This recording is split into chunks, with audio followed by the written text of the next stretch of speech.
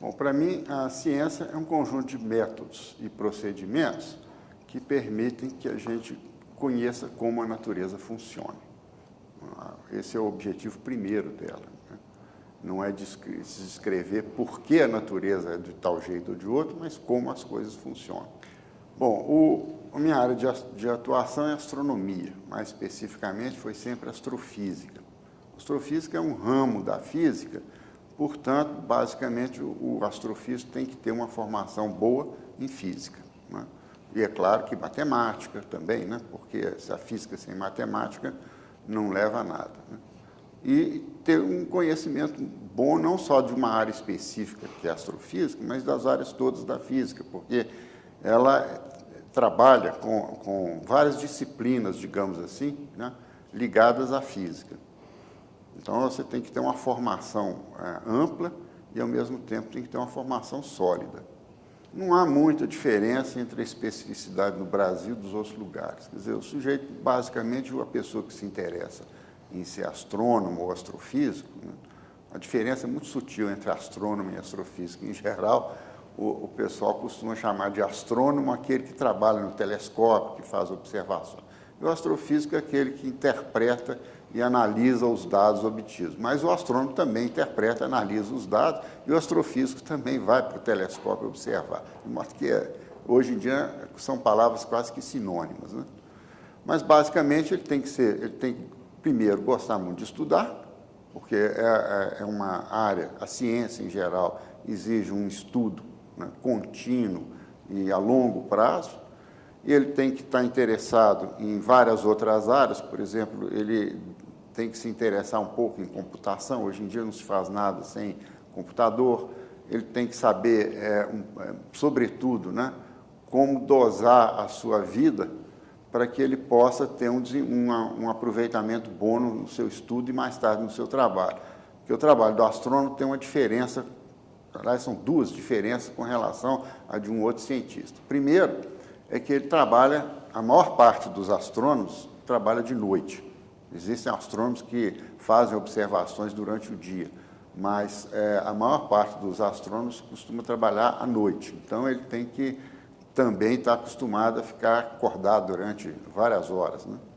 Em segundo lugar, ele tem que gostar de viajar, porque o céu não é o mesmo em todos os lugares da Terra. Então, às vezes, a pessoa está estudando um certo tipo de objeto, um certo tipo de fenômeno, e ele tem que se deslocar para vários lugares, além do mais, ainda tem um problema do que ele está estudando, necessita de um certo tipo de instrumento que, às vezes, não tem no Brasil, no lugar onde ele mora. Então, ele tem que pedir tempo de observação em outros países para poder conseguir fazer o trabalho dele. Eu morava numa cidade do interior que tinha muito pernilongo. Então, é interessante a história. Então, à noite, o meu pai jogava, hoje em dia não existe mais, mas antigamente a gente chamava de flit, era uma bomba que a gente punha um remédio contra pernilongo e borrifava pela casa, depois fechava a casa e ficava do lado de fora 1 hora, até os pernilongos desaparecerem, morrerem. E nisso, no interior, o céu era muito bonito, né? E eu comecei a me interessar em olhar o céu. Quando eu sou de Belo Horizonte, mas meu pai trabalhou durante 2 anos no interior e nós moramos 2 anos no interior. Quando eu já tinha ali meus 13, 14 anos, eu conheci um grupo de pessoas que faziam parte de uma sociedade amadora, que era o Centro, na época chamava-se Centro de Estudos Astronômicos César Lattes, que tinha um programa de atividade de observação astronômica, né? E era um lugar onde sobretudo, concentrava muitos professores da UFMG, né? Beatriz Alvarenga, o professor Magalhães, digamos assim, os grandes incentivadores do clube eram o doutor Henrique Vicrota, que era um dentista, e a dona Maria da Conceição Lana Vicrota, que a gente chamava de dona Zininha. Ela era entusiasta, ele era apaixonado por ela e fazia tudo que ela queria. Então, ela que era grande interessada em astronomia. E ela sempre foi muito dinâmica, e ela sempre arranjava um jeito de reunir a gente para discutir astronomia, para observar. A Escola de Engenharia tinha uma luneta, eles conseguiram arranjar emprestado e colocaram onde hoje é a Praça Cairo, no Santo Antônio, eles construíram uma casinha com o dinheiro deles mesmos e botaram a luneta lá. Então, a gente tinha uma atividade. Foi aí que eu comecei a me interessar. Quando eu entrei para a universidade, era a faculdade, o curso de Física ficava na Faculdade de Filosofia, era ali na Rua Carangola. Então, os 2 primeiros anos, 65 e 66, foram os 2 primeiros anos de faculdade meus, a gente tinha aula na Carangola.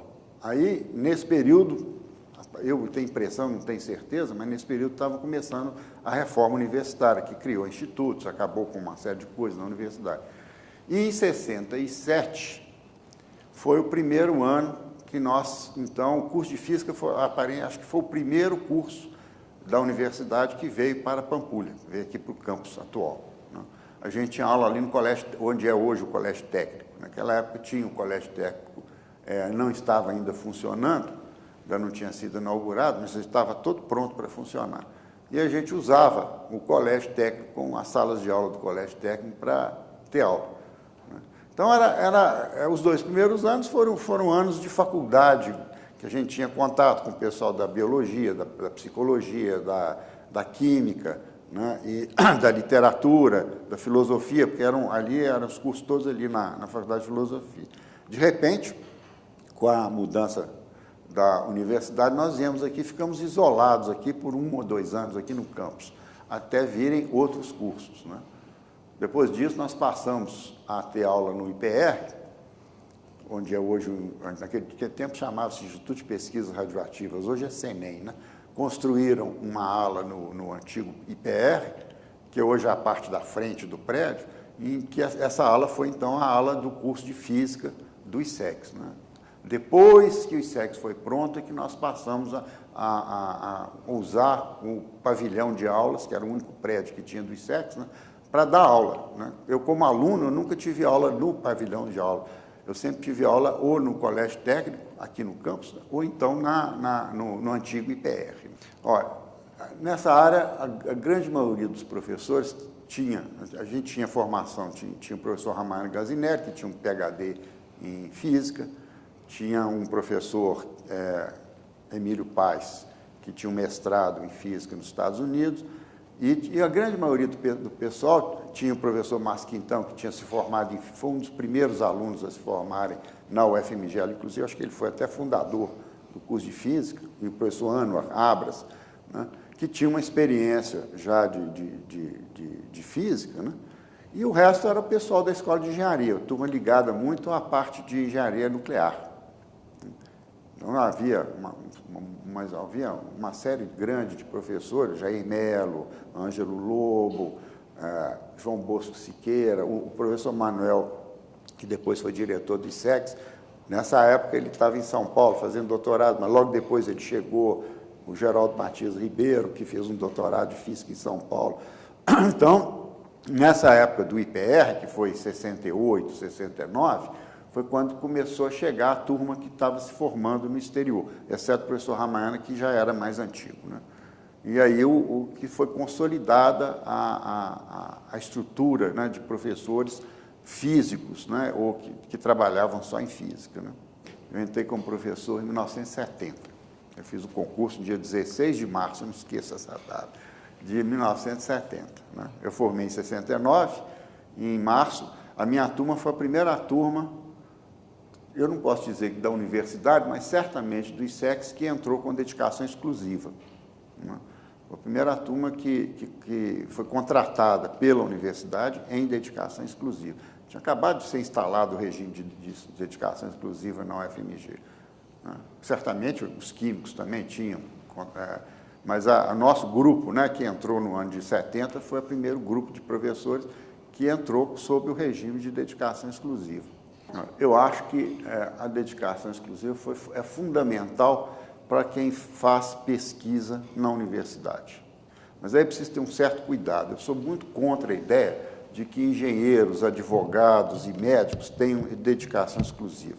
Na minha opinião, acho que eles deveriam ganhar como se estivessem em dedicação exclusiva, mas engenharia, medicina, arquitetura e advocacia são profissões em que o sujeito só consegue se desenvolver no dia a dia, no trabalho do dia a dia, né? O engenheiro na obra, nos projetos mais evoluídos, o médico atendendo pacientes. Então, nesse ponto, eu acho que essa tipo que a gente chama hoje de profissionais liberais, né, dentistas, esse pessoal devia ter um regime próprio deles, em que eles dariam um certo número de aulas, mas para compensar a diferença salarial que eles podem ter trabalhando fora ou trabalhando na universidade, então deveria haver um regime especial para eles que não exigisse uma dedicação exclusiva. Porque a minha experiência, a minha impressão é que, por exemplo, um médico que fica só em dedicação exclusiva, ou ele vira um pesquisador, nesse caso teria sido melhor ele ter feito bioquímica ou farmácia, do que propriamente um bom médico como clínico ou como mesmo especialista, né?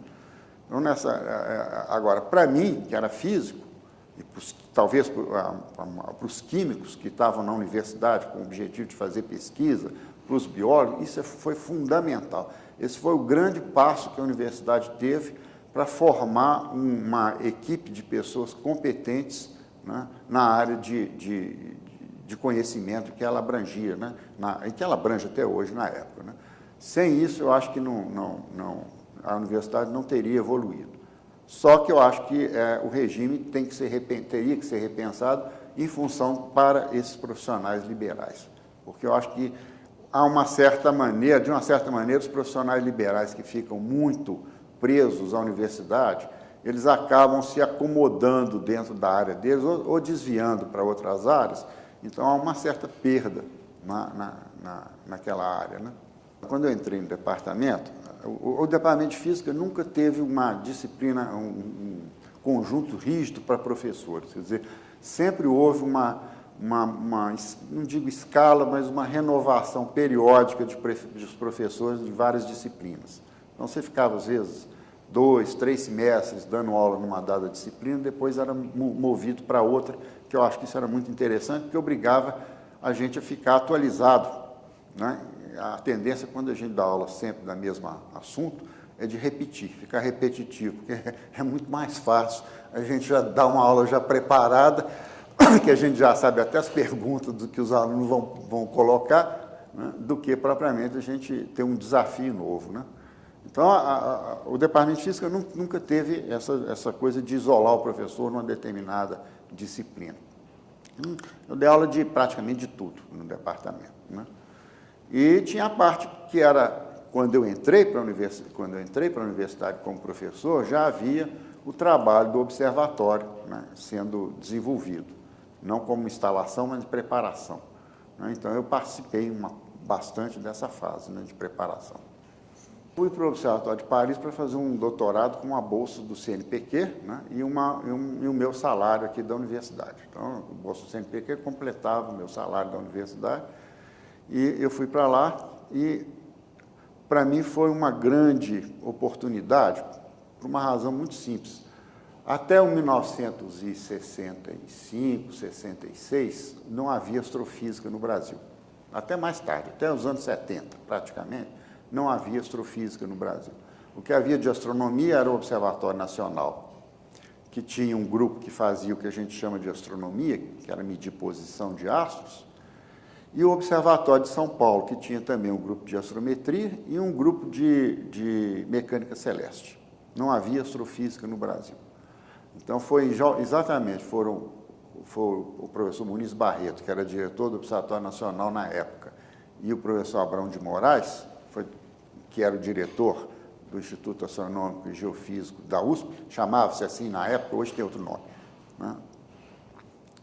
Eles aqui decidiram colocar o Brasil dentro dos países que tinham desenvolvimento ou trabalhos em astrofísica. Na realidade, não, eles criaram condições para que houvesse astrofísica no Brasil, né? Então, os dois, quando eu fui para Paris, o pessoal que trabalhava com astrofísica na época era praticamente autodidata. A gente pegava o livro e estudava, né? Não havia uma formação continuada e específica para astrofísicos no Brasil. Por exemplo, a minha tese de mestrado foi a primeira tese de astrofísica feita na Universidade de São Paulo, né? E a minha tese de mestrado, que foi em astrofísica, eu fiz a tese lá na Universidade de São Paulo, mas as disciplinas eu cursei de pós-graduação, cursei aqui na UFMG. Na realidade, eu defendi minha tese na UFMG, eu sou mestre pela UFMG, embora tenha feito o meu trabalho de pesquisa de tese lá em São Paulo. Então, a minha tese de mestrado foi a primeira tese de astrofísica feita na USP e a terceira ou quarta tese de astrofísica no Brasil. Realmente era o pioneirismo total, e a gente não tinha muita... Eu tive uma sorte muito grande, porque eu já era mais novo do que os 3 que me antecederam, que eram um pouco mais velhos. Eu tive um orientador em São Paulo, então eu ainda tive mais sorte. Mas os outros, por exemplo, tiveram um trabalho muito mais difícil que eu, porque praticamente tiveram que fazer o trabalho deles sozinhos, né? No meu caso, não, eu já tive alguém que tinha já uma certa orientação em astrofísica. Então, para mim, para ir para Paris foi ótimo, porque lá, primeiro, eu fiquei conhecendo um centro internacional importantíssimo. Todo mundo que vai à Europa vai a Paris, e todo astrônomo que vai a Paris vai ao Observatório de Paris. Então, eu pude interagir e conversar com pessoas do mundo inteiro, né? O Observatório de Paris tinha um leque imenso de especialidades, e logo eu fui trabalhar num projeto do Conselho Nacional de Pesquisas francês, que era sobre formação de estrela, que envolvia não só várias áreas da astrofísica, como vários observatórios na França. Então, para mim foi uma experiência fantástica. Eu trabalhei 2 anos nesse projeto, né? E para mim aprendi muito, né, nessa área, porque aí eu pude realmente alargar os meus horizontes, que eram muito restritos, né, em astronomia, né? Os desdobramentos foram muitos. Primeiro, alguns pesquisadores do Observatório de Paris vieram dar curso de pós-graduação em astrofísica em Belo Horizonte, né? E, além do mais, a gente tinha uma interação muito grande com o Observatório Real da Bélgica, que eu tinha trabalhado em colaboração com um astrônomo belga, o Dr. Erik Elst, e o Elst, inclusive, passou um ano aqui, né, orientando teses de mestrado. Ele orientou 3 teses de mestrado aqui, usando o equipamento do observatório na época, né? Então, a primeira vantagem foi essa, que o contato internacional permitiu que trouxesse alguma coisa para a astronomia, né? E o segundo lugar, que eu acho que foi muito importante também, né, é o fato de que o observatório pôde participar, então, entrar numa área, numa rede internacional, digamos assim, né, de trabalhos. Em 1960, eu estava no 2º ano da escola, quer dizer, foi em 66, o diretor do Observatório Nacional, Muniz Barreto, ele veio aqui a Belo Horizonte procurar alguém que conhecesse astronomia, que pudesse participar de um projeto, que era o projeto do laboratório, hoje, Laboratório Nacional de Astrofísica, que está em Brasópolis. Então, a ideia que o Muniz Barreto e o Abrão de Moraes tiveram foi de que criar astrofísica no Brasil, e para isso precisava ter um observatório.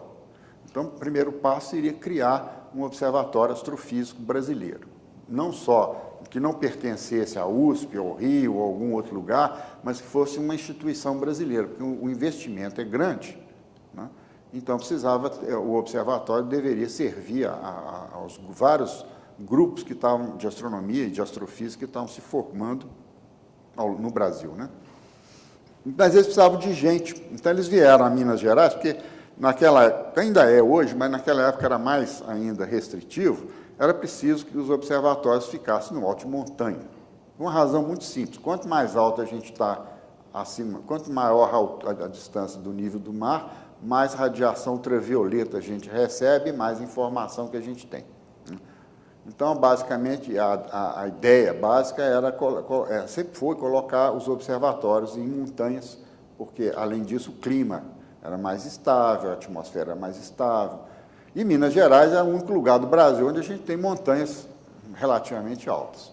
Então, precisava fazer observação em Minas Gerais para ver qual é o local que era bom, porque nem toda montanha é boa para colocar um observatório astronômico. Aí veio um grupo de franceses, que era o Jean Roche, que era o diretor do Observatório de Pic du Midi, o Roger Querel, que era um astrônomo, era um astrofísico do Observatório de Paris, e o Jean Delay, que era o diretor do Observatório de Paris. Eles vieram a Minas, aqui, procurar um local, E a única pessoa que era conhecida, porque o Centro de Estudos Astronômicos, na época, era conhecido no Brasil inteiro, eles foram procurar a dona Zininha Vicrota, pedindo para ver se podia arranjar pessoas.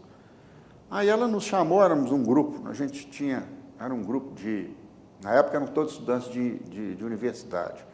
Tinha eu e o Rogério Godoy, que estudávamos física, tinha Eduardo Janot Pacheco, o Caio Márcio Rodrigues e o Suez Bittencourt Risse, que estudavam engenharia, o Eduardo estudava elétrica, o Caio mecânica e o Suez metalúrgica. E tinha um outro, que era o Pérez ateniense, que estudava também engenharia elétrica, que também se interessava por astronomia. Então, a dona Zininha nos chamou, nós tivemos um encontro com o Muniz Barreto, e ele falou, nós sobrevoamos aqui a região, achamos que a gente podia começar a observar, a ver se a Serra da Piedade era um lugar bom para instalar um observatório astrofísico. Mas, para isso, precisa ter uma série de coisas. Então, eles montaram uma estação meteorológica lá em cima, e precisava de gente para trabalhar a semana inteira. A observação era 24 horas por dia, tinha registro de meteorológico, mas à noite precisava de pessoas para poder observar a nuvem, o tipo de nuvem, a quantidade, a cobertura no céu da cada tipo de nuvem. Isso era feito de hora em hora. Aí o Rogério Godoy se prontificou a se responsabilizar por essa parte noturna, mas como ele estudava também, então nós contratamos, na época, então, passou por CNPq. O CNPq contratou um observador noturno chamado Paulo Bandeira, que hoje vive até em Goiás, contratou para ele ficar durante a semana, e o Rogério Godoy e nós íamos no fim de semana. Na realidade, o Rogério Godoy passava a maior parte do tempo lá, no fim de semana, e quando o Rogério tinha um impedimento, ou ficava doente, ou tinha que ir a Rio ou São Paulo para discutir alguma coisa, a gente substituía o Rogério. Então, nós ficamos um ano na Piedade.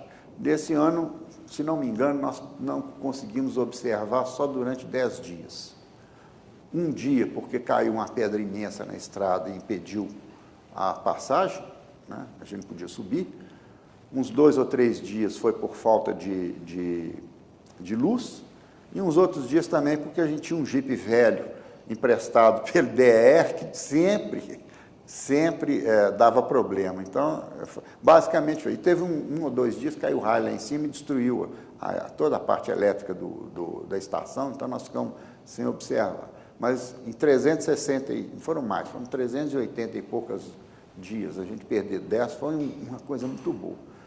Mas isso foi no ano 66, 67. Em 67, aí nós começamos a estender as observações para Brasópolis, para Maria da Fé e para Mateus Leme. Bom, desses lugares todos, em 69, nós fizemos uma reunião aqui, nacional, em que os dados foram apresentados, analisados e apresentados. Nós chegamos à conclusão que a Serra da Piedade não dava para colocar um telescópio de grande porte nela, por causa da luz de Belo Horizonte, da expansão de Belo Horizonte, e, de fato, foi muito mais rápido do que a gente imaginava, né? Além do mais, o número de noites abertas, muito abertas, inteiramente abertas, era pequeno. Mas a gente sabia também que em outros lugares seria pequeno, porque Minas Gerais tem uma nebulosidade muito grande. De um modo geral, o número de noites absolutamente livres para astronomia aqui em Brasópolis, em Maria da Fé e em Mateus Leme foram praticamente os mesmos. Então, a Piedade não foi o ponto definitivo que excluiu a Piedade do grande observatório. Foi realmente mais a possibilidade de Belo Horizonte atrapalhar. Bom, aí, tendo decidido isso, que não seria mais na Serra da Piedade, logo depois do Congresso, o Rogério Godoy, a gente era colega de faculdade, a gente estava conversando e falou assim, olha, não dá para botar um grande, mas se a gente conseguisse botar um pequeno, vamos conversar com o professor Magalhães. Aí nós procuramos o professor Magalhães, falamos com ele, professor, a gente está querendo ver se a gente colocava aí um telescópio pequeno, cuja função seria, principalmente, preparar os os novos astrônomos, digamos assim, né, ou os estudantes, para começarem a trabalhar em um telescópio, a aprender as técnicas de astronomia e tal. E o professor Magalhães se entusiasmou e falou, olha, existe um convênio entre o MEC e a República, então República Democrática Alemã, em que eles estão pagando um excesso de um saldo de comércio do Brasil, eles estão pagando com equipamentos. Eu vou tentar ver se a gente consegue um telescópio. Né? Então, a coisa foi feita desse jeito. O professor Magalhães pediu um telescópio. Né? Como a gente trabalhava sempre em conjunto com o Frei Rosário, lá na Serra da Piedade, que cedeu o lugar para a gente, que dava infraestrutura, né? Ele dava comida para a gente usava a luz e a água, ele nunca cobrou um tostão pela luz e a água que a gente usava. Então, nós combinamos de pedir também um planetário para Belo Horizonte, que era o sonho dos amadores do centro do coisa. Bom, então foi pedido um planetário e um telescópio, que era o de 60 centímetros, esse que está aí até hoje, que na época era o maior telescópio que o Brasil teria, e teve. Então, foi feito o pedido, foi aprovado, mas na última hora houve uma influência política qualquer, e o planetário nosso, o planetário que devia vir para Belo Horizonte, foi para Santa Maria, no Rio Grande do Sul. E como nós ficamos sem planetário, o Muniz Barreto reclamou que ele fazia intermediação, então eles nos deram um outro telescópio, que é um telescópio solar que tem lá na Serra da Piedade. Então a gente tinha 2 telescópios, né? Um principal, que era o de 60 centímetros, e um pequeno. Faltava só a construção do prédio, né? E a arrumação da estrada, porque a estrada que havia antes, que foi feita pelo Frei Rosário, por recursos próprios, ela ia só até mais ou menos uns 150 metros abaixo do topo da serra. Então, precisava acabar. E aí, o Vicrota, que era dentista do Israel Pinheiro, um dia propôs a ele, o Israel Pinheiro era de Caeté, e o Israel, então, aceitou participar da construção do observatório. Então, ele doou, ele acabou a estrada, foi até lá em cima, asfaltou a estrada toda, né, e doou o dinheiro para a construção dos prédios do observatório. Né? Quer dizer, a universidade entrou com os prédios, o Estado a universidade, desculpe, entrou com o equipamento, o Estado entrou com os prédios e a estrada, e a igreja, que o Frei Rosário era o reitor lá da Serra, entrou com a parte de infraestrutura, que era água e luz, isso nunca foi cobrado um tostão da gente. Né? E a gente trabalhou muitos anos, né, sob esse regime. Sabe de alguma coisa, um ajudava o outro. Depois, os militares foram para lá colocar uma estação do Sindacta, que controlava voo, eles também entraram no, digamos assim, um consórcio, né, de modo que um servia o outro, nunca houve nenhum problema e nenhum atrito. Né. Mas uma coisa que é preciso ser dita é que a construção dos prédios e da estrada, a da estrada não, mas a dos prédios, foi toda feita com dinheiro de verba de representação pessoal do Israel Pinheiro. Quer dizer, o Estado mesmo não gastou um tostão para construir os prédios. Foi o Israel Pinheiro que pegava a verba dele e transferia para a gente.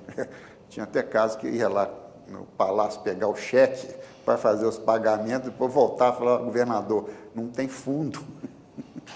Ele falou, então você espera que quando sair eu vou pagar. Quer dizer, foi todo pago por verba de representação pessoal do governador.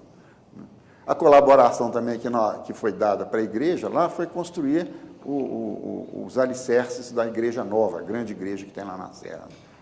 Foi assim que o observatório foi construído. Né? E dentro da universidade, nós começamos um programa de trabalho de formação de pessoal.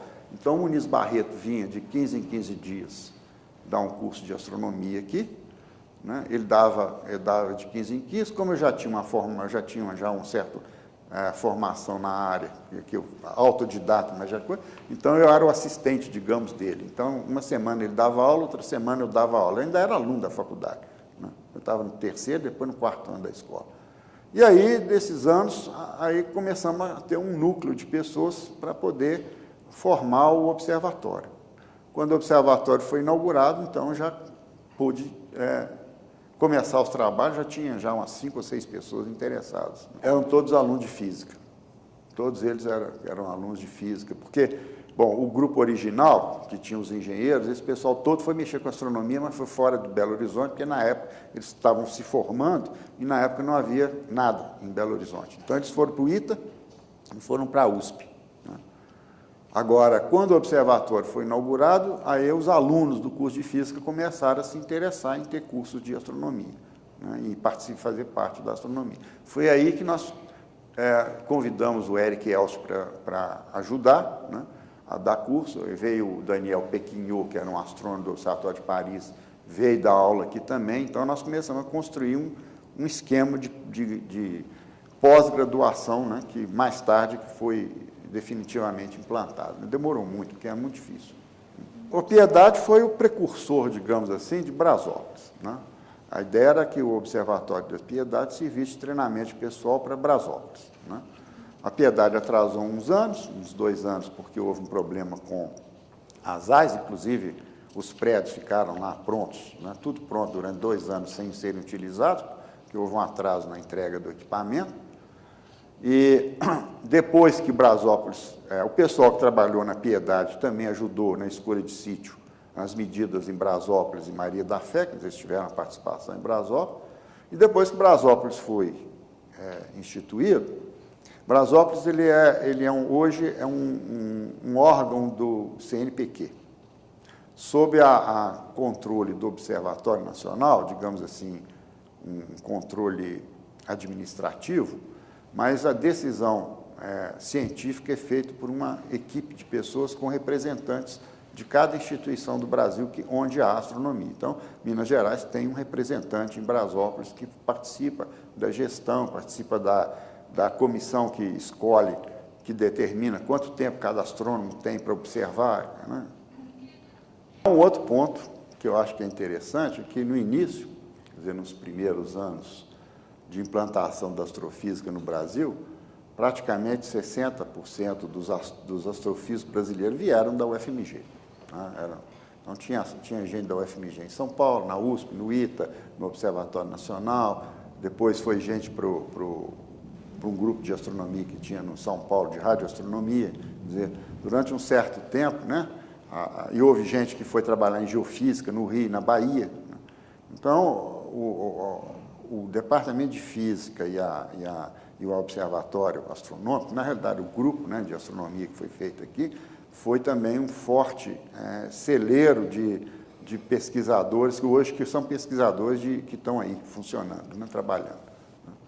Infelizmente, a gente não podia contratá-los porque não havia como contratar professor. Então, eles foram mais para os lugares onde havia contrato, que era em São Paulo, né, USP, ITA e Rio de Janeiro.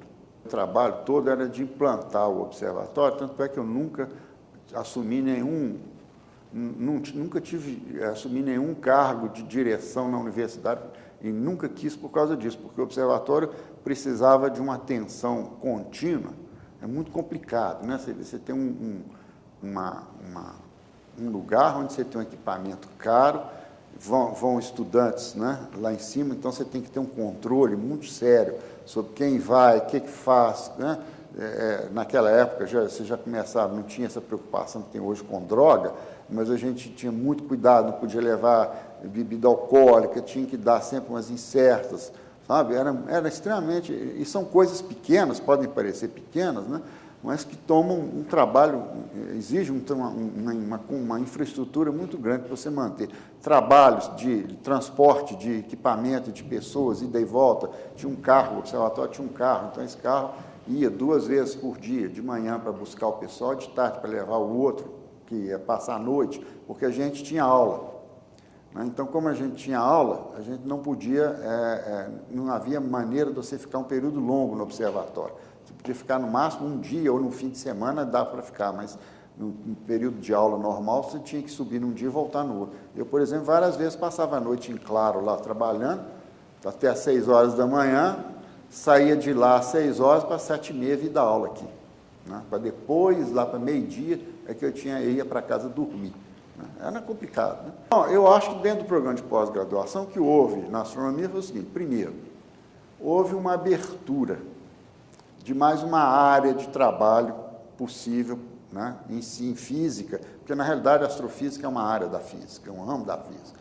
Então, houve uma área, mais uma abertura em física. Isso causou também uma certa desconforto no departamento de física, porque o departamento de física tinha problemas também de implantação.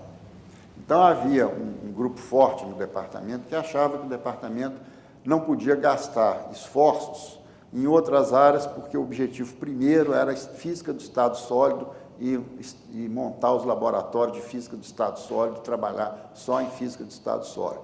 Então, houve o observatório sofreu um pouco, né, uma certa dificuldade, porque também, além deles serem mais numerosos, eram pessoas que já tinham uma formação maior, né, mas era mais complicado. Eu acho que a grande contribuição foi essa, né, foi abrir mais uma área de trabalho para físicos, né, e hoje a gente tem aí os físicos, os astrofísicos, né, que estão aí, não são muitos, mas houve muitas, né, que vieram, trabalharam, foram embora, aposentaram, né.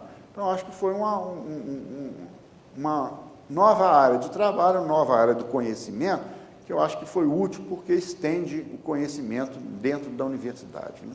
Não é só uma área específica, né? A razão, realmente, a verdade é o seguinte, nos anos 70, eu colaborei, eu e o Erik Elst, que era um astrônomo do Observatório Real da Bélgica, nós fizemos trabalhos conjuntos. Nós interagimos bastante, ele veio aqui em Belo Horizonte, trabalhou um ano aqui, inclusive eu estava em Paris, mas ele estava em Belo Horizonte e tal. Lá, depois desse ano, ele voltou para a Bélgica, eu fui várias vezes lá, nós trabalhamos. Depois eu comecei a interagir com um outro astrônomo belga chamado Pierre Cugnon, mas não deu certo, porque no meio do trabalho ele morreu, teve um ataque de coração e durante o nosso trabalho ele faleceu. Mas, de qualquer maneira, eu sempre tive uma interação muito grande com esse pessoal da Bélgica, né? E o Erik Elst, ele observava no Observatório Europeu Austral, aqui no Chile, né? E nos últimos anos da carreira dele, ele começou a trabalhar com asteroides. A razão é muito simples.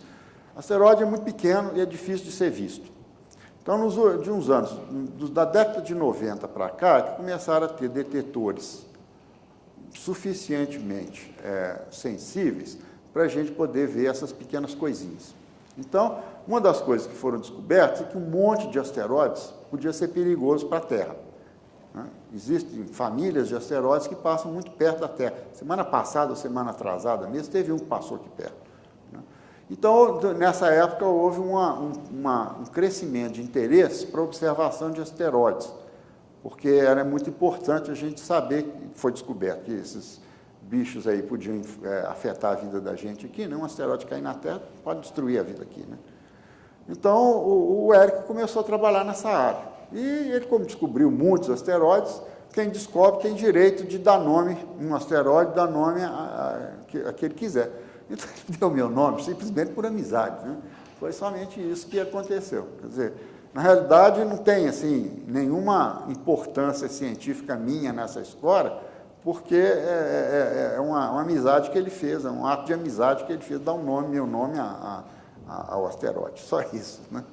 Então, não tem assim, muita importância científica, digamos assim. É muito bom para mim, eu fiquei com o ego lá em cima, né? Porque você ir para o céu, você ficar no céu sem morrer é ótimo, né? Às vezes as pessoas precisam ir para o céu, para ir para o céu precisa morrer, né? Eu não precisei morrer para ir para o céu, estou lá, né?